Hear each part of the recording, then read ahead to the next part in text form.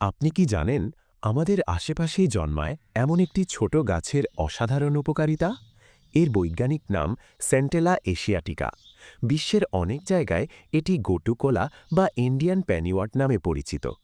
বাংলাদেশে আমরা এটিকে সাধারণত থানকুনি পাতা বা ব্রাহ্মী শাক বলি। থানকুনি পাতায় আছে অ্যান্টিঅক্সিডেন্ট এবং বিভিন্ন উপকারী উদ্ভিজ উপাদান। এটি হজমে সাহায্য করে এবং পেটের কিছু সমস্যায় বেশ উপকারী।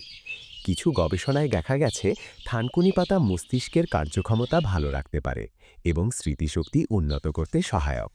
এছাড়া ত্বকের ক্ষত দ্রুত শুকাতে সাহায্য করে এবং সাধারণ ত্বকের যত্নেও ব্যবহার করা হয়।